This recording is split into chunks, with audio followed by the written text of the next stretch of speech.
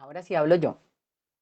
Buenas tardes, noches en España para todos. La Filbo en Casa le da la bienvenida a nuestros invitados y a los asistentes conectados a esta conversación que hoy termina su programación virtual. En esta conversación nos acompañan el editor español Juan Casamayor, a quien agradezco haber editado este honesto, precioso y contundente libro de cuentos en su editorial Páginas de Espuma, y la escritora mexicana Socorro Venegas, a quien le doy muchas más gracias por haberlo escrito. Fue una tremenda experiencia haberlo leído. Muchas gracias, Socorro, de verdad. Muchas gracias a ti No, por la lectura. vale, no digo más, les doy la palabra y les renuevo mi agradecimiento por haber aceptado hacer parte de esta iniciativa virtual y me quedaré aquí para disfrutar la conversación. Un abrazo para los dos. Gracias.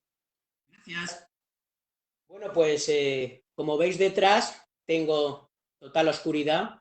Es noche aquí en Madrid. Estoy en pleno centro de Madrid, que es una ciudad que se mueve entre el desierto y la distopía, pero la verdad es que siempre se pueden romper las fronteras, siempre nos podemos abrir. La experiencia de la lectura y la experiencia de compartir con quien protagoniza esa lectura y esa escritura es maravilloso.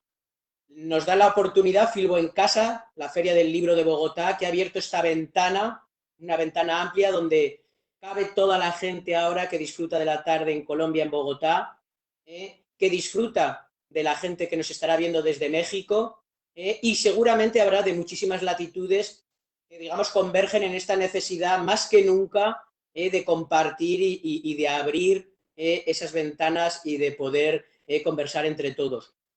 Y la verdad es que para mí hoy es un día feliz porque he podido cumplir algo que, no obstante, se queda en un cuaderno apuntado de habrá que volver a hacerlo, pero por lo menos esta oportunidad es maravillosa de tener hoy a Socorro Venegas, que está desde México. Socorro y yo teníamos que estar hace unos días en Bogotá, teníamos que estar hace unos días ante vosotros y teníamos que presentar su último libro, que lo tengo aquí, curiosamente estaba aquí a mi lado, La memoria donde ardía. Es un libro que arrancó en el 2019 y antes de empezar con la conversación, bueno, quiero agradecer a Socorro que una vez más nos encontremos frente a frente para hablar de tu maravilloso libro. Un poquito antes de que yo ya te haga unas primeras preguntas, que conversemos tranquilamente, que recojamos las preguntas del público. Bueno, que hablas tú también y nos digas unas palabras desde ese México en el que estás y empezamos. Muchas gracias, Juan, y muchas gracias a Filbo por hacer posible que nos encontráramos ahora abriendo esta ventana. Y creo que esto es lo mejor que nos pueden ofrecer los libros y el mundo de la cultura en estos días.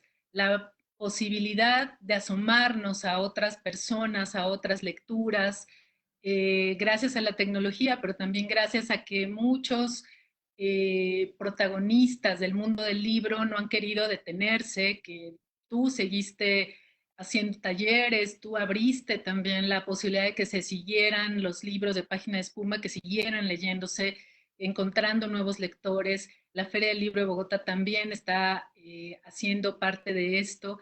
Y creo que en esta suma de esfuerzos, desde donde estemos, en nuestra casa, en la sala, desde cualquier lugar, podemos seguir hablando de libros, de lectura, y que eso nos une, nos enriquece a todos y nos prepara, yo creo que también nos prepara para los tiempos que vienen. Eh, Todos los lugares del mundo están o están viviendo o han pasado ya por estos días de confinamiento y por eso pienso que ahora leer, que ahora hablar de libros, hablar de lectura, encontrarnos gracias a los libros puede también prepararnos para los siguientes escenarios que todavía tenemos nosotros mismos que ayudar a construir. Entonces, pues celebro mucho esta oportunidad y celebro mucho sobre todo encontrarme contigo para conversar sobre este libro, sobre estos cuentos que quizá en primer lugar tú tendrías que contarnos por qué decidiste publicarlos. Arrancaremos por ahí. Bueno, la verdad es que me uno a lo que estás comentando, ¿no? Que de la suma de esfuerzos y lo que nos une los libros y la lectura y sobre todo lo que nos enriquece. Posiblemente ese sea el primer trabajo que hace entre un escritor y un editor, ¿no? Es sumar esfuerzos precisamente para unirse y enriquecerse en el trabajo del libro. Podemos arrancar, si te parece bien, a la hora de hablar de tus cuentos, de tu libro, un poco como arrancan los libros, como arranca una transición entre el manuscrito y el libro, para que los lectores lo entiendan bien.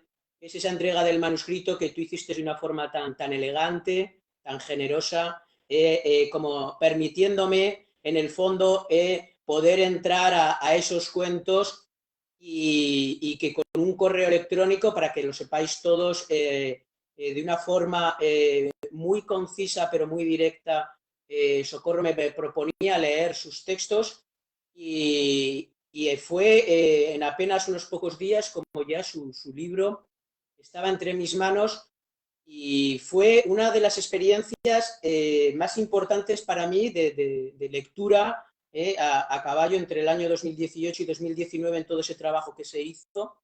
Eh, eh, Muchas veces me preguntan por qué edito un libro, por qué quisiste editar estos cuentos, Juan.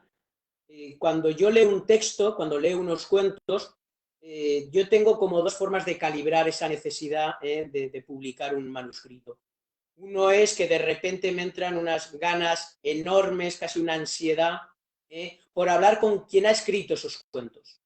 O sea, necesito debatir, dialogar, unir, enriquecer, como decías tú antes, sumar esfuerzos y saber esos textos que a mí me están atravesando, que no solo los estoy leyendo desde la lógica, sino que sobre todo los estoy leyendo desde las entrañas y desde la pasión lectora, desde ciertas emociones y ciertos sentimientos que no sé muy bien dónde ubicar. Eso me pasó con tu texto.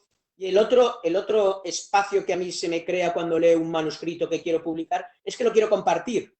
O sea, quiero abrir esos cuentos, quiero abrir ese libro para que lo lea mucha más gente y que pueda pasar por la misma experiencia, ¿no?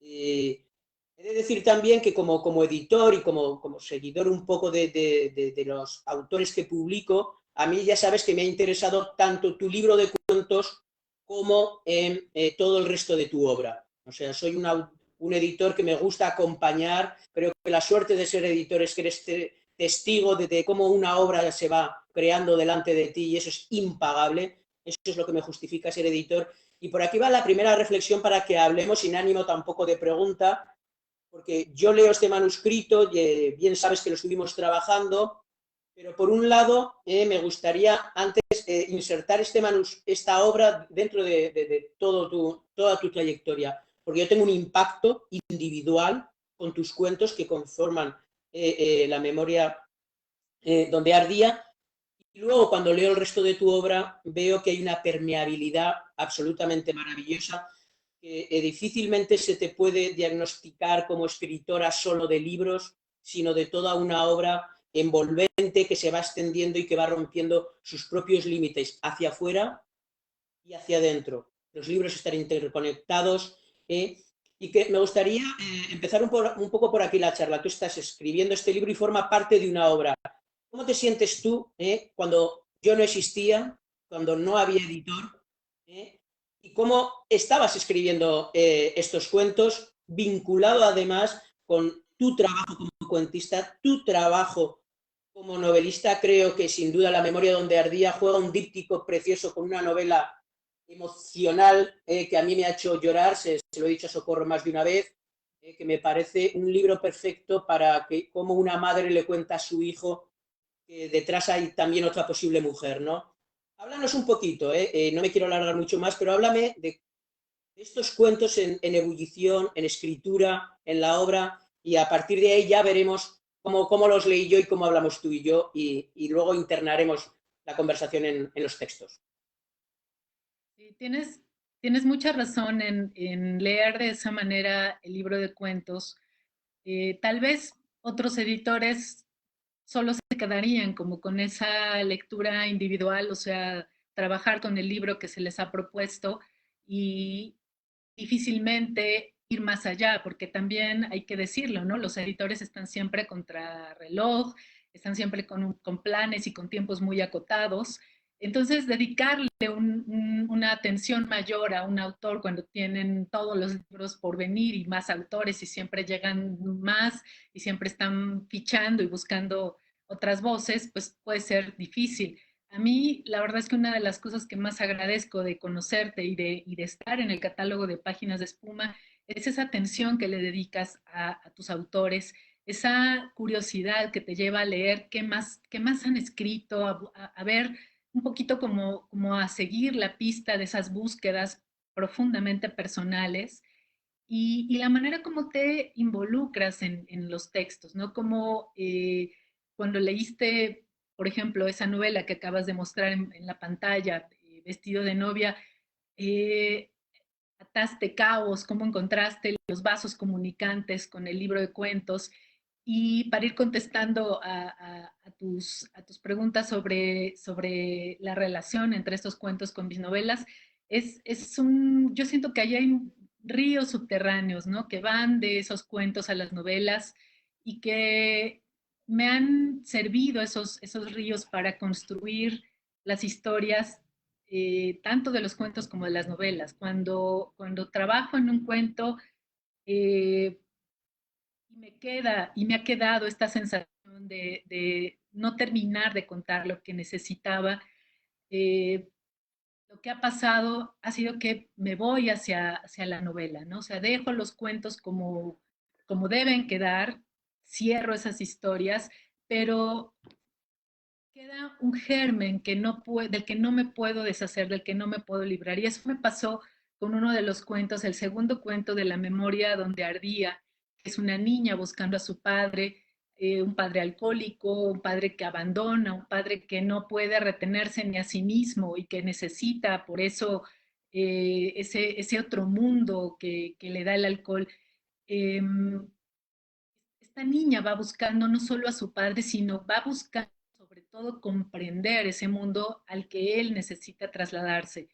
Ese mundo que compite con este otro en el que vive ella, en el que vive su madre, una madre que tampoco protege. Entonces, en un cuento que a mí me gusta mucho pensar que conseguí con cierta intensidad hablar de esa infancia terrible, eh, cuando yo lo escribí, cuando estuve trabajándolo, sentía que allí había más para contar y sabía que el espacio no era el de ese cuento. Entonces, esa historia se desarrolló en una novela que no es la que acabamos de ver, que no es Vestido de novia, pero que se llama La noche será negra y blanca. Y entonces, ok, muchas gracias.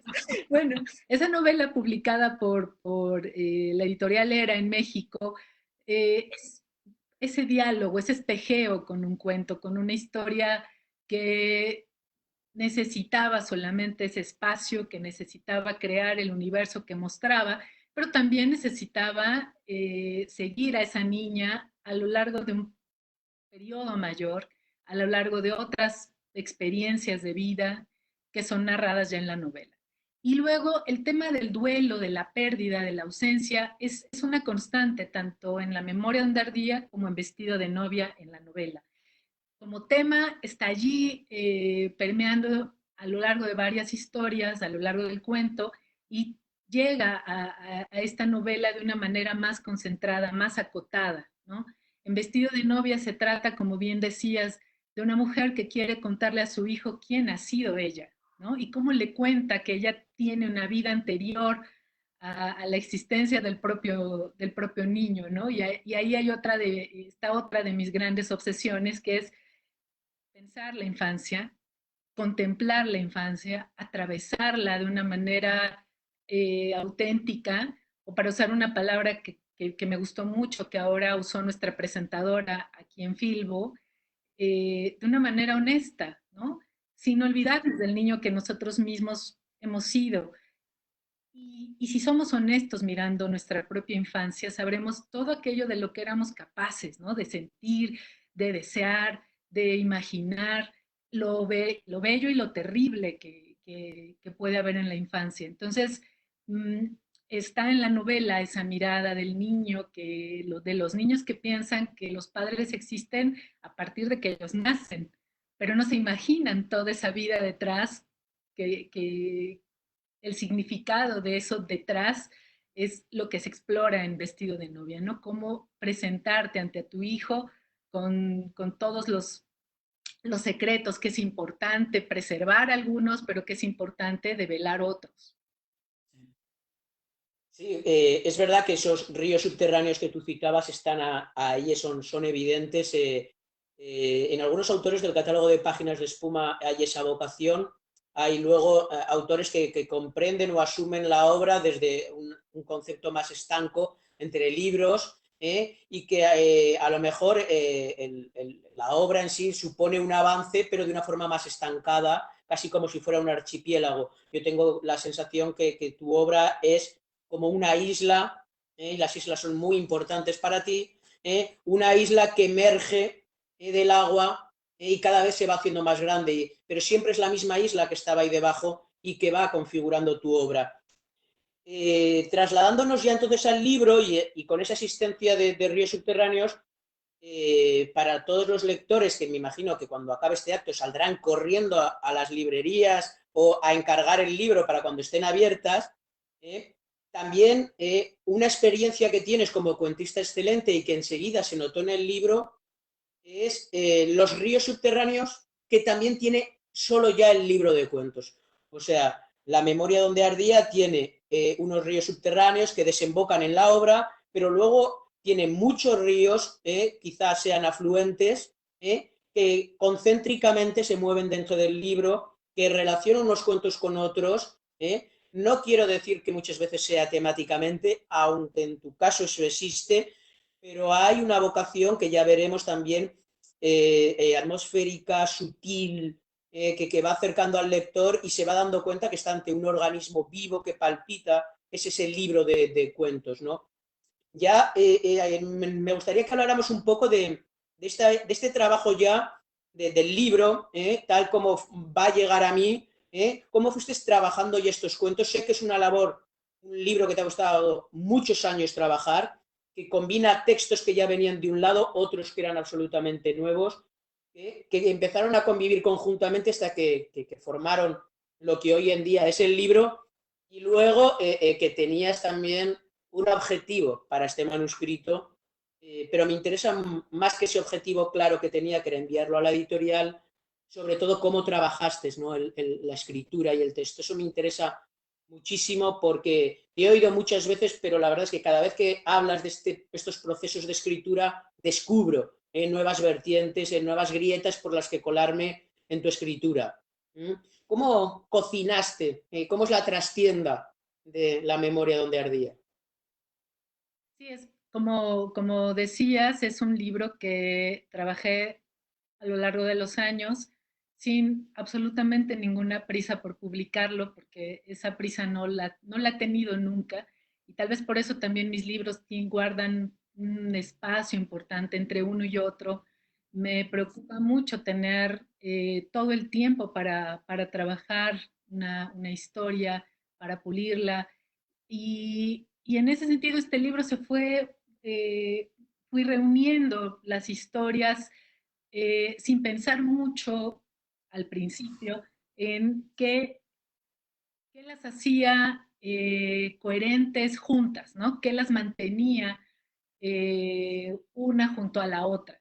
Eso en un principio no lo pensé. Primero quise tener los cuentos trabajados de una manera individual, cada una, y cada historia. Y luego, cuando llegó el momento de, ahora sí, engarzar una historia con otra, construir el libro como dándole una cierta unidad, entonces trabajé un año en ese orden, trabajé un año descartando historias, trabajando más algunas otras, rescatando textos que yo sentía que tenían una vigencia y un sentido para mí. Y ese fue el trabajo de 2018, un año en el que todo el tiempo, mientras yo armaba el libro, solo pensaba en una editorial. Yo estaba convencida de que ese era un libro para páginas de espuma y pensaba, sería una verdadera pena que no lo quieran, porque este libro es que pues claramente, claramente es para páginas de espuma. Y cerraba, había temporadas en las que dejaba el libro, lo soltaba un rato y volvía a él. Y cada vez que volvía me confirmaba que solo había un lugar para publicarlo. De manera que, volviendo a esta anécdota tuya inicial de cuando sentí que estaban listas las historias, y esta sensación de saber que el libro ya no le debes hacer nada más, que tienes ya que dejarlo ir, llegó cuando me pregunté a mí misma de qué se tratan estas historias. Realmente, si yo tuviera que decir muy brevemente, de una manera muy sintética, muy concentrada, de qué van estas historias en general, porque cada cuento pues abarca un tema, abarca una mirada, que en cada historia es irrepetible, ¿no? Entonces, yo sentí que tenía un libro sobre sobrevivir, un libro que presentaba las miradas de los sobrevivientes en distintas situaciones. Y ese fue el momento cuando me pude responder a mí misma qué compartía en estas historias, qué hilo conductor las atravesaba y las unía en un solo volumen. Y entonces pensé que era el momento ya de dejar el libro, de saber que yo estaba o había trabajado desde una manera muy personal también, muy íntima, muy mía, ¿no? Con mis propias historias algunas veces sobre lo que significa sobrevivir, sobre lo que ha significado para gente mía, cercana, querida, sobrevivir. Y entonces fue cuando te propuse, no te mandé el libro, lo que quise hacer, y esto lo he confesado en algún otro momento, yo me preguntaba cómo, si yo, trabajando como editora, que lo he sido en distintos espacios y momentos, eh, si yo pudiera elegir cómo se me presenta un manuscrito, me encantaría que primero me preguntaran si lo quiero leer, si lo puedo leer, ¿no? Em, y entonces, a partir de esa idea muy romántica, te escribí y te pregunté si querías leer mi libro, en principio, si lo querías y si lo podías leer. Fue un acercamiento también que intentaba ser muy respetuoso de tu tiempo, de tu trabajo, por todo lo que respeto y admiro el catálogo de Páginas de Espuma. Y para mi sorpresa, contestaste además con mucha rapidez, con mucha generosidad, y una vez que respondiste todavía me tomé unos días para volver a leer el libro porque trabajo así, ¿no? Es un trabajo, creo que un libro de cuentos en particular exige ser obsesivo, ¿no? Exige esa mirada única en cada historia y eso fue lo que, un poco como el momento, el proceso de que esos cuentos llegaran a ti. Así los trabajé, así fue como llegué a la momento en que tenían que salir ya de mi computadora o de mi ordenador, como dirías tú, y llegar a esa posibilidad de encontrar un lector.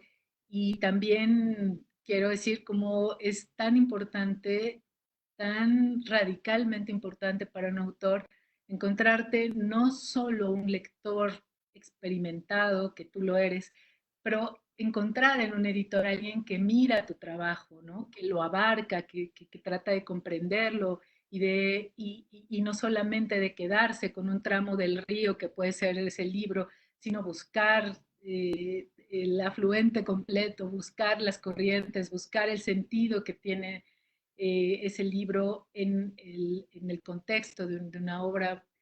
Me parece que es además una fortuna, ¿no? Sí, la verdad es que, bueno, has dicho muchísimas cosas. Me ha gustado mucho que es precioso eso que has dicho del tramo del río, ¿no? Que tiene que ver algo con esa corriente que supone la escritura y que supone, digamos, el trabajo con el libro de cuentos. Eh, Cuando a mí me llega tu manuscrito, ya te he contado alguna vez que lo leí con mucha fuerza, muy, muy en un rapto, casi con el término romántico de la poética, casi de lo sublime de leer, decir, joder, ¿qué estoy leyendo, ¿no? Ese es un momento que justifica mucho tiempo para un editor estar trabajando y encontrarse textos así. Lo he dicho públicamente, así que lo repito, y eso me pasó con tu texto. Luego también en el manuscrito se nota algo que es evidente, que es tu mano de editora, por un lado. Es un texto que estaba muy, muy trabajado, así como hay manuscritos donde a mí, y tengo fama de ello, soy más intervencionista, ¿eh? Me gusta cambiar el orden, el título, bueno, no es que me guste, yo lo sugiero, ¿eh? Y hago este tipo de cambios. Es verdad que las distintas correcciones que tú habías hecho y asumir la corrección como la verdadera escritura, la escritura en sí es la antesala de la verdadera escritura, que es la corrección, el manuscrito estaba en ese sentido para mí muy avanzado, en un estado donde la transición iba a ser más breve, aunque tengo la impresión, porque tú luego aún hiciste correcciones en pruebas, que si el libro lo sacáramos en otro formato, algo seguro que alguna corrección podía venir. Y yo creo que podemos trasladar a los lectores, porque lo hemos comentado, que una de las proposiciones que hice fue la de un ligero cambio de orden, pero más que interesarme en sí este hecho, que es secundario, no es más que la riqueza de la conversación que tuvimos tú y yo desde un principio a la hora de dialogar y debatir en torno a un libro donde quien sale beneficiado es el texto. Me interesa mucho ya el concepto, que tú ya lo has dicho, cómo se cohesiona en sí, pero el trabajo con el orden que has hecho. O sea, ya no tanto cómo lo envuelven ciertas líneas, ciertos ejes, y ese concepto de el que sobrevive, ¿eh? Que creo que es un concepto que está ahí, pero que se enriquece, digamos, con alguna otra apreciación en torno al que sobrevive. Pero tal como ahora el lector lo va a ver, el libro se abraza por un principio y un final bastante claro, pero luego es verdad que hay un desarrollo, ¿no? Y estaría bien a lo mejor que antes ya de que entráramos en algunos aspectos fundamentales del libro, pudiéramos hablar de cómo se desarrolla esa individualidad de cada cuento, que se pierde en el momento en que hay una pertenencia, por citar una palabra que va a abrir el libro, de un cuento a otro. Es decir, es imposible que leamos la gestación independientemente si lo leemos después de los aposentos del aire. O sea, traemos un bagaje, traemos un aliento, una respiración, un ritmo narrativo, una concentración muy especial. Hay que decir al lector que son bastantes cuentos, que eran en torno a 18 o 19 cuentos, si no me equivoco, y es que íbamos y venimos, o sea, que es un libro que exige ese aliento de entrada y salida constante, pero que cada vez que vuelves a tomar, digamos, ese aliento, crece más la lectura, y eso es maravilloso. Me gustaría un poco que me hablaras de ese orden, porque es evidente que lo hay, más allá del hecho casi anecdótico de que en un momento dado tú y yo cambiáramos un orden de un texto, ¿no? Eso sí que me gustaría que profundizáramos por ahí para ya luego hablar de algunos aspectos que creo vitales del libro. Eh, Justo creo que uno de los epígrafes en este libro, el epígrafe del cuento que abre el libro, que es de Antonio Porcia, este fabuloso autor argentino, da una cierta clave de estos cuentos, ¿no? El epígrafe dice, quien ha visto vaciarse todo, casi sabe de qué se llena todo. Y me parece que es un portal importante, no, no solo porque se trata del epígrafe del primer cuento, sino porque lo veo como una frase, casi una especie de frase mágica, que te da una clave de todo el libro, ¿no? Hay un conocimiento sobre la pérdida, hay una conciencia de que se ha perdido algo, de que se ha perdido a alguien.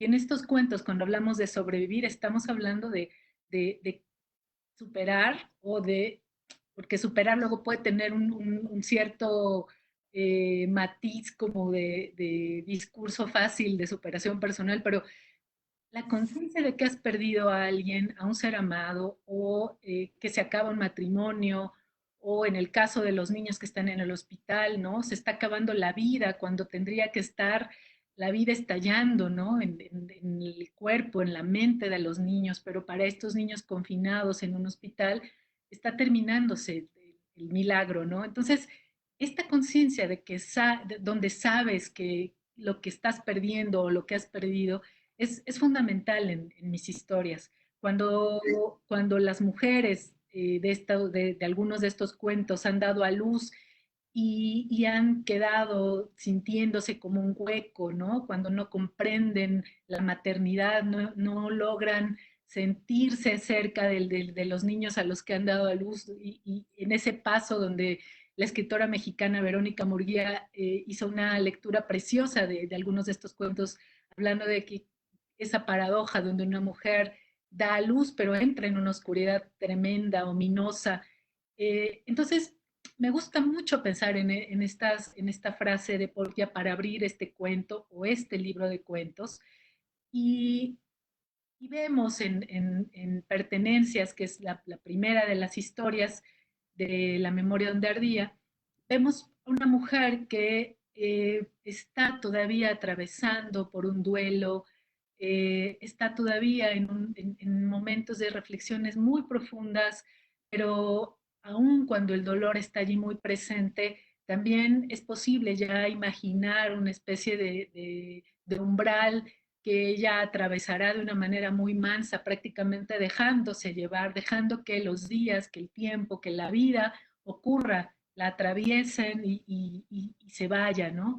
Entonces, es un personaje que habla desde un dolor todavía muy cercano, muy vivo, y lo que me gustó mucho de tu propuesta, porque este cuento no habría el libro, y lo que me gustó mucho de que sugirieras que fuera lo primero que se leyera en este libro, fue que viste justo que el libro cerraba con un espejeo, ¿no? De un personaje también femenino, pero desde un duelo ya digamos, muy vivido en el sentido de que se ha registrado, digamos, el principio, el medio y el final de una historia, de una separación terrible, pero en este último cuento, que sí, donde estamos ya cerrando el libro, el dolor de la ausencia, el dolor de la pérdida, se convierte ya incluso en un discurso donde puede haber ironía, donde se puede mirar de otra manera, donde para citar una frase de algún otro cuento en este mismo libro, donde ya se puede elegir cómo vas a mirar atrás. Y eso me parece clave cuando hablamos de sobrevivir. Tú puedes ya decidir cómo, cómo interpretar lo que te ha ocurrido y cómo lo puedes también contar. Entonces, esas dos historias, la que abre y la que cierra, le dan una atmósfera circular a todo el libro y me parece que allí está que lo que ocurre entre ese primer cuento y el último le da un sentido de unidad, pero también un cierto registro como de un poco el incendio. Al final el incendio está casi apagándose, ya es un momento donde puedes ver como las cenizas, cuando algo se está quemando, esas cenizas silenciosas cayendo, tú puedes confundir esas cenizas a veces con otra cosa, ¿no? Con esa manera silenciosa en la que puede caer también la nieve. Y esa imagen de algo que termina, de algo que se cierra, donde no has podido evitar perder lo que has perdido, esa sensación como de vivir algo irremediable, te va también reconciliando, ¿no? Con tu propio dolor, con la rabia que puede estar también muy presente y que está en varias historias, el odio, el deseo de venganza que también pueden alimentar a un niño, todo eso está allí.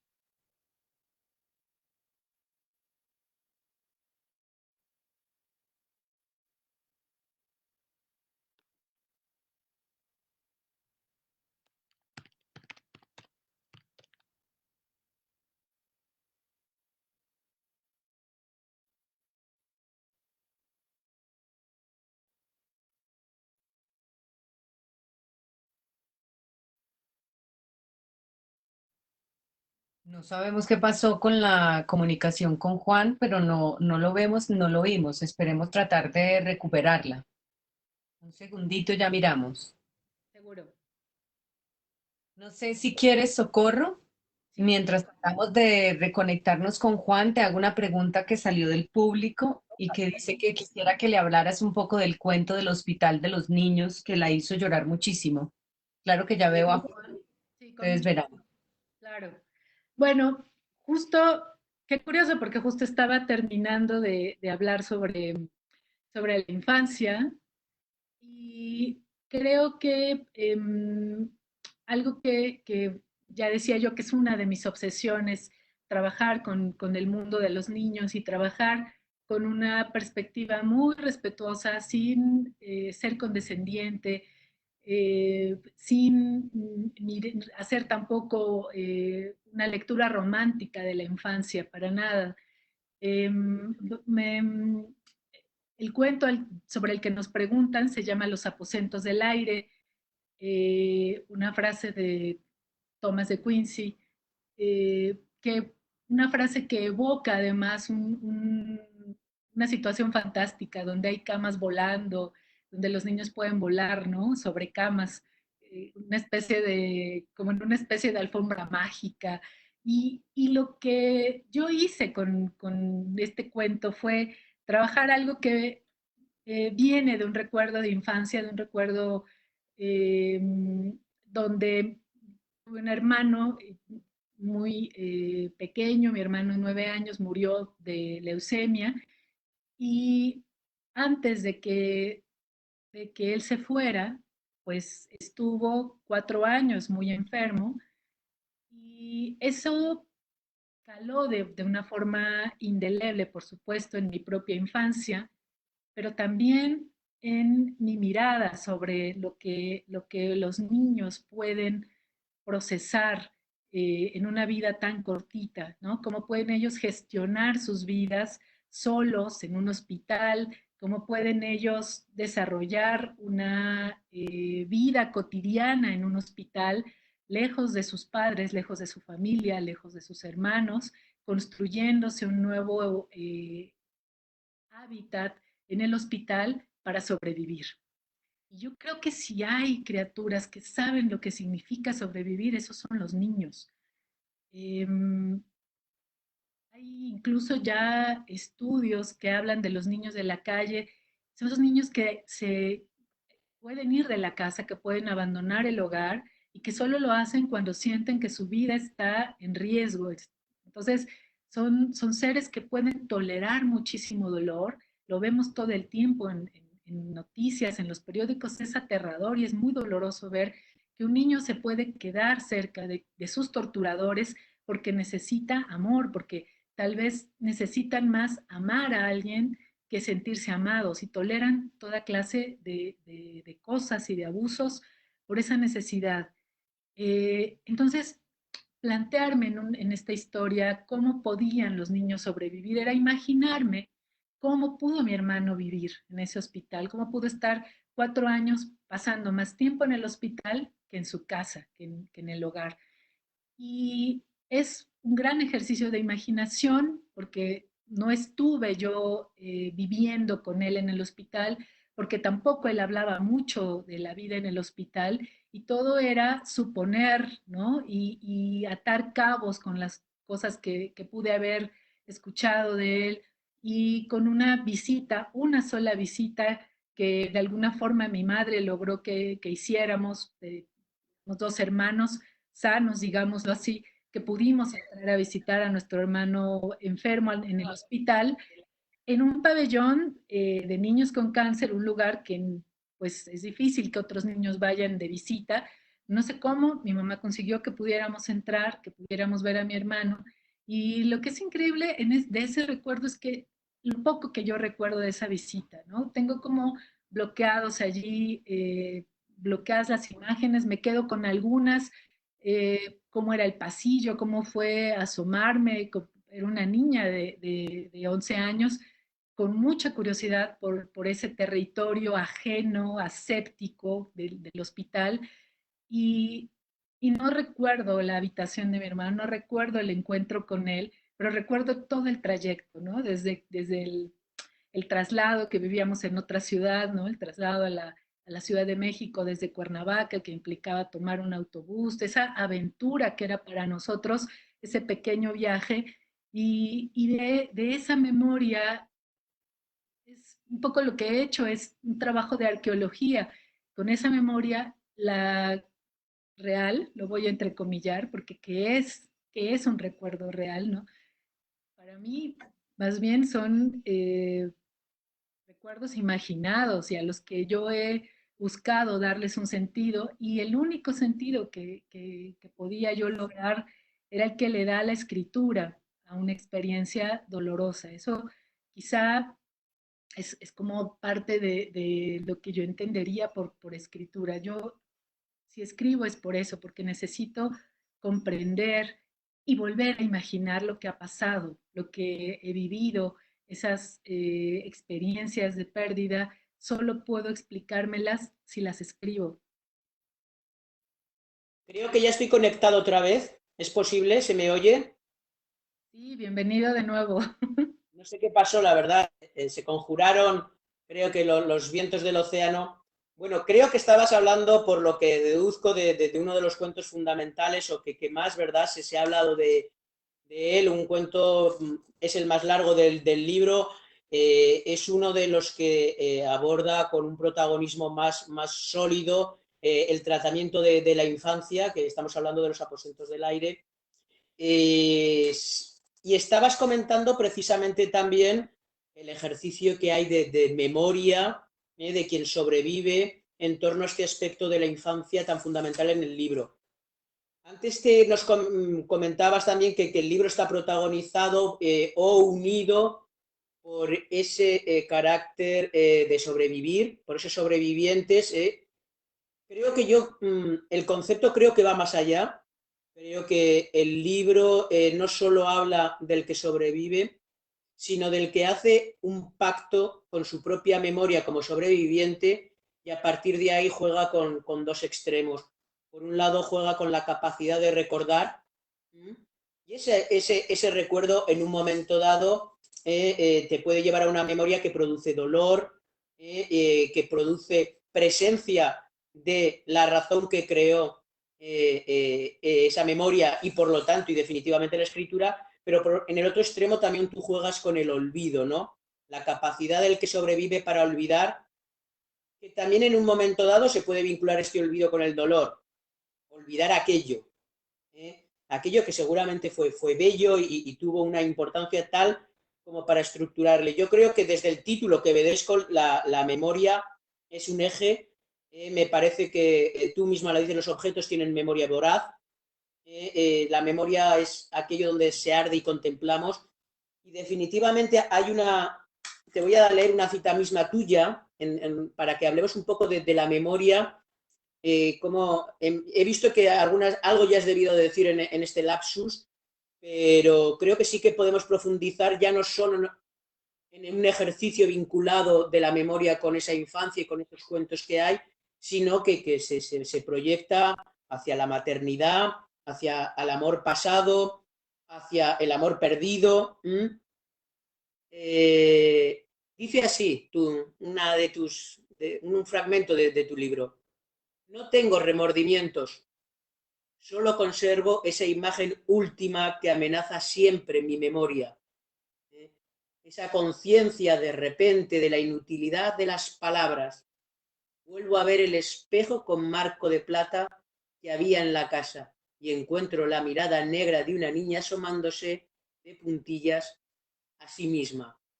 Creo que estas pequeñas líneas son esencia de tus cuentos y de tu literatura en general. Ese trabajo con la memoria. Ya sé perfectamente lo que piensas de la autoficción y no creo ni que la tengamos que traer invitada, pero sí de ese pacto que cada escritor o escritora hace con la memoria que resulta en escritura. Y eso me parece que eso es la esencia de tu escritura. Sabes que incluso lo he escrito, pero me parece que ese es tu río. Ese es el río caudaloso que tú tienes, no esa memoria. ¿Cómo se vertebra todo eso? Porque luego podríamos ir tema por tema, pero ¿cómo abordas incluso desde la escritura? ¿Eh? ¿Hasta qué punto te alejas, te acercas, te atraviesa? Nos mientes. Hay un momento también en un texto que dices que te gusta no dar explicaciones, sino que prefieres en un momento dado mentir. Y en otro lado, ni das explicaciones, tus personajes ni dan explicaciones, ni mienten, gritan. ¿Eh? Hay un grito metafórico, ¿eh? Hay un grito de maternidad, hay un grito de desesperación, hay un grito de dolor, hay un grito de alegría, hay un grito de placer. ¿Eh? Yo creo que eso lo tiene que ver mucho con una querida escritora tuya, Sharon Olds, que en uno de sus versos dice, tal vez su miedo no sea morir, no sea la muerte, sino al grito que toda la vida guardó dentro de sí. Háblanos de esa memoria, de ese grito que definitivamente tú lo traduces en escritura, ¿no? Y tus cuentos son eso. ¿Mm? Claro. Eh, yo siento que hay en mis cuentos y en lo que escribo en general, eh, no tanto una búsqueda de qué es verdad o qué es mentira. Lo que estoy buscando es la autenticidad en ese grito, ¿no? ¿Cuál es la experiencia auténtica de la maternidad o cuál puede ser si lo decimos y si miramos con mucha honestidad eh, la, la, la realidad del mundo de la maternidad, que puede ser terrible, que puede ser dolorosa, que puede ser absolutamente incomprensible, ¿no? Entonces, desde allí es desde donde a mí me interesa abordar mis historias. En, en uno de los cuentos, en El Hueco, justamente hay una mujer que está mirando al hijo recién nacido, lo ve en la cuna, y está buscando una señal de autenticidad también, ¿no? De por qué tendría que llamarlo hijo, por qué no puede llamarlo hijo, qué es qué rasgo, qué gesto le va a revelar que por fin puede conectarse con ese niño como la madre que es, ¿no? Entonces, no es que en cuanto se pare a un niño, no es que allí de facto ya la mujer se convierte en madre.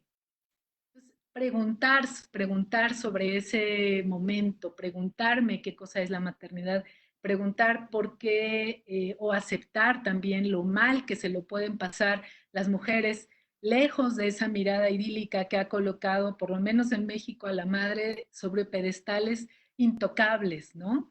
Pues a mí me parece importante bajar de ese pedestal a las madres y mirarlas a los ojos porque es tremendo lo que nos pueden contar, ¿no? A partir de la publicación de este libro y de estos cuentos en los que estoy hablando de maternidades monstruosas, digámoslo de alguna manera, a partir de esos cuentos se me han acercado tantas mujeres a contarme historias tremendas, pero además, ¿sabes qué es más tremendo que lo que me cuentan? El cómo tuvieron que aceptar que no podían decir lo mal que se lo estaban pasando.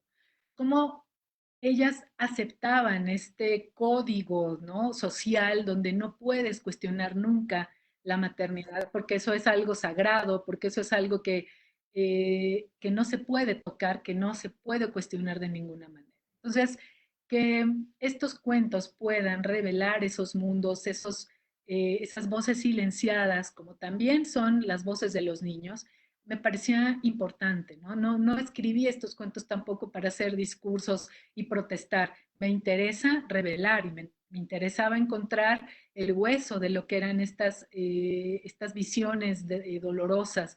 Nunca en estos cuentos aparece por ejemplo, alguna voz clínica que diga esto es depresión postparto, pero eso es lo que está detrás de varias historias, ¿no?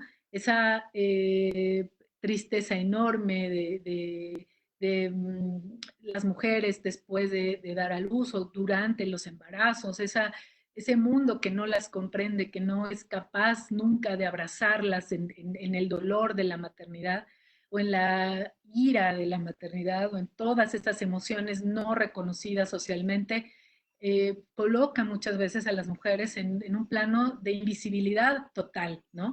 Donde parece que la única razón por las que son vistas es por lo que guardan en su vientre, pero la mujer que hay junto con ese vientre es completamente invisibilizada. Entonces, es por ahí por donde yo quise explorar con estos cuentos. Y algo que también, que siempre me ha importado mucho es mirar el mundo de los niños, ¿no? Como ese otro lado de la infancia que puede ser desolador también.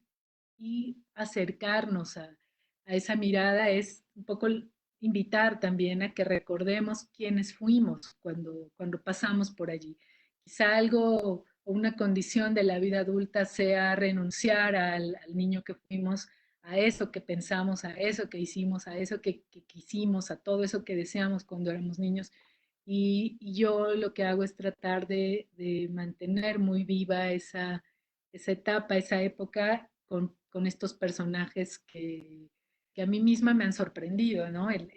Otro cuento donde trabajo con niños en acción, pues los configura a los niños como actores en una guerra pequeña, en una guerra dentro del ámbito escolar, y los vemos funcionando como máquinas, casi como personajes militarizados, ¿no? Diseñando una estrategia para recuperar un territorio.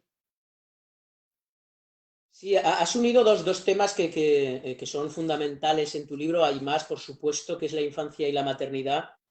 Creo que los niños son los grandes colosos del libro. Creo que son los que mantienen una entereza que a veces a los adultos nos falta.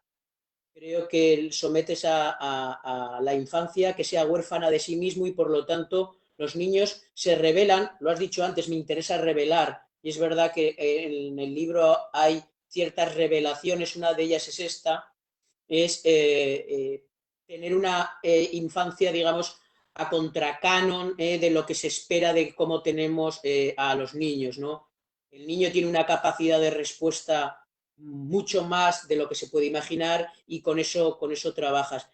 Me da la sensación, me he perdido un poco, que a lo mejor por aquí sí que has pasado. Y luego está el tema de la maternidad, que es algo que sí que me gustaría explorar muchísimo, porque ahí sí que convives claramente con intereses de otras escritoras de tu generación, del continente latinoamericano especialmente. Es un factor que une, que es cuestionar y además lo digo en plural, las maternidades. Cómo se exige que la definición de una mujer viene porque es madre y cómo una madre anula a la mujer. Creo que tu libro precisamente profundiza que mientras una mujer va siendo madre, va camino de ser madre, ¿dónde queda la mujer y dónde está la madre? Tanto a ojos de ella misma como a ojos de cómo la vemos, ¿no? Y algo que tengo clarísimo es también cómo muchas veces la masculinidad, desde su crisis en la que está instalada y que seguimos estando porque no nos da la gana de reflexionar desde que salimos de la cueva, seguimos ahí, nos apropiamos de la maternidad cuando la madre se cuestiona si debe ser madre, o cómo, no si debe ser madre, sino cómo debe ser madre en este caso, ¿no? Eso se le cuestiona. Entonces se le apropia su concepto de maternidad, con lo cual se le anula como mujer, porque es madre, y con posterioridad se le anula como madre. Me gustaría que internaras un poquito más allá del trabajo que has comentado hasta ahora, este tema de la maternidad, porque aquí hay una lectura social, incluso política, que tu libro, con ese gran aliento poético, simbólico, evocador, todo lo que queramos, pero aquí incide claramente. Es un tema que está ahí. Claro. Eh, una de las cosas que a mí me interesaba plantear en estas historias era cómo se descuida completamente la metamorfosis de la mujer cuando está gestando. Y, eh, y solamente parece atenderse esa metamorfosis del niño, ¿no? en el cuerpo de la madre. Entonces, yo planteé esas dos cosas, ¿no? Esta mujer que en el cuento El nadador infinito se pregunta por lo que le está ocurriendo, que es un poco ella misma convertida en una crisálida, pero donde sabe perfectamente que cuando llegue el momento del alumbramiento, de ese capullo no sale solo una criatura, salen dos. Ella se ha estado convirtiendo, se ha estado transformando en alguien más. Y mi pregunta aquí, la pregunta de la imaginación, era, ¿qué pasaría si así como muchas veces se puede interrumpir la gestación del bebé, también se interrumpe en algún punto la gestación de ella como madre? También ahí también está ocurriendo una gestación, allí también está ocurriendo, estamos viendo un ser que se está transformando cada día que pasa hasta alcanzar los 9 meses.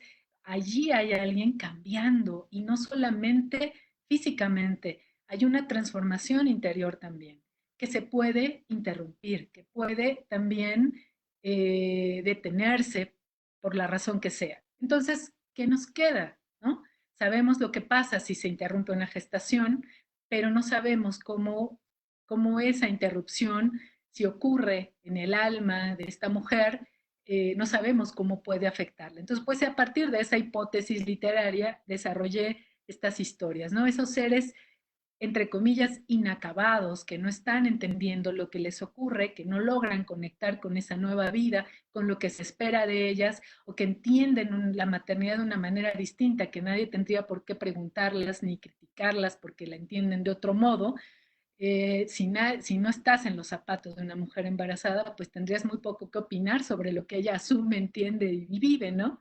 Entonces, eh, son estas preguntas las que me hacía yo hablando de este libro, y por supuesto que tienen también pueden tener una lectura política, ¿no? Porque de lo que se trata es de respetar profundamente el derecho de las mujeres a decidir sobre su cuerpo y a decidir sobre cómo quieren, cómo eligen vivir una maternidad, cómo la quieren asumir, desde dónde, ¿no? El espacio del cuerpo de la mujer es lo que aquí está permanentemente en cuestión. Lo que se juega aquí es el cuerpo de la mujer, pero no solo su cuerpo, sino todo el mundo interior, también su capacidad para decidir y para nombrar y para tomar las decisiones que necesite. En otra historia, en el libro vemos a una mujer que está en una estación de trenes,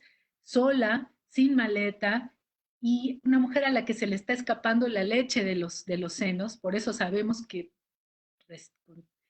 tal vez recientemente ha dado a luz, y no sabemos nada más, y no importa nada más que ver a ese personaje allí, solitario, del que lo único que podemos conocer es un poco interpretarla, ¿no? A la luz de los pocos hechos, de lo que dice, de lo que cuenta. Pues me interesaba mucho aislarla del mundo que la condiciona, del mundo que le dice cómo tiene que ser y cómo tiene que pensar, y verla allí en tránsito, sin el bebé en su seno, sin el bebé en su regazo, para permitirnos, para darle a los lectores todo un abanico muy amplio de posibilidades que solo el lector puede ir completando en esa historia. Pues no te lo vas a creer, Socorro, pero a mí que me van escribiendo me van diciendo que se nos agota el tiempo. O sea, yo creo que solo hemos abierto, digamos, un tarro de las esencias o dos del libro, con lo cual yo creo que estamos obligados en algún momento de volver a Bogotá y hablar del libro y presentarlo, y porque se me han quedado temas como es la pérdida, como es la presencia poética. eh, Solamente por ser breve y por sí dar una contestación a alguien que sé que ha preguntado algo, parece ser que había un montón de comentarios, entre ellos de Ángel de La Rioja, cuando estuvimos en Logroño presentando el libro. Pablo nos dice que en tus cuentos, ¿cómo establecerías una diferencia entre la autoficción y lo biográfico. O sea, yo sé lo que piensas de la autoficción y sé lo que piensas del autobiográfico. En tus cuentos, ¿hasta dónde entra una cosa y dónde sale otra? ¿Y qué diferencias encuentras? Porque yo sé que una te interesa y otra voy a guardar un discreto silencio. Bueno, pues es eh, solamente una postura muy, muy personal o, y una postura quizá más como lectora que como escritora, que cuando leo sobre autoficción me parece que es un término absolutamente innecesario, que se sabe desde hace mucho y se entiende desde hace mucho que no solo los escritores, los artistas abrevan de sus experiencias más personales para construir una obra, de su interpretación de lo que han vivido, ¿no? Parten de allí muchas veces necesariamente y que al final al lector común, quiero decir, tampoco le sirve mucho saber si lo que contó el escritor o lo que pintó el artista lo vivió o no lo vivió, si fue parte de sus experiencias, de su biografía o no. No sé qué le añadiría a una obra decirle, ojo, esto como en las películas a veces, ¿no? Todo es verídico, todo ocurrió, está basado en hechos reales. ¿Qué le añade eso a una obra, no? Lo que sí me importa, otra vez, es la autenticidad. Entonces, creo que eso es lo que le debemos a los lectores, lo que sí le debemos a un lector. Y también en otros momentos, en otros espacios, he dicho que a mí me parecía mucho más valioso trasladar a la literatura, trasladar a la ficción algunas experiencias mías, porque si uno trata de contar, ¿no? Su vida y quiere ceñirse a los hechos verídicos, verificables, a los hechos concretos, entonces estaría en otro género, escribiendo un testimonio. Y el testimonio me parece que agota una experiencia y la ficción no. Nunca, nunca vas a agotar allí una experiencia. Entonces me quedo con ese mundo, no me pregunto tanto por esta no necesidad que entiendo también desde el ámbito editorial, desde la necesidad de encontrar nuevas etiquetas y nuevas categorías. Y desde allí puede que sea importante hablar de autoficción, pero me parece simplemente para mí como lectora que es un término innecesario. Pues Socorro, creo que hasta aquí vamos a poder llegar, creo que se nos ha agotado el tiempo. La verdad es que como siempre se nos pasa volando, ¿eh? Ya nos pasó recientemente en España que cada acto que se pasaba muy, muy rápido como pasan los días. Y bueno, agradecer, ¿no? a la Feria del Libro de Bogotá todo el esfuerzo que han hecho eh, y que yo desde aquí ya me comprometo para, en cuanto la hagan, que se hará y se celebrará, yo me lanzaré de cabeza a la Feria del Libro de Bogotá. Así que muchísimas gracias a todos los que nos habéis escuchado desde un sitio y otro. Socorro, despide tú, que tú eres la protagonista. Muchas gracias a todos, muchas gracias a Filbo, Juan, muchas gracias. Y yo estoy segura que nos vamos a seguir encontrando en las páginas de los libros, que es siempre el mejor lugar para estar.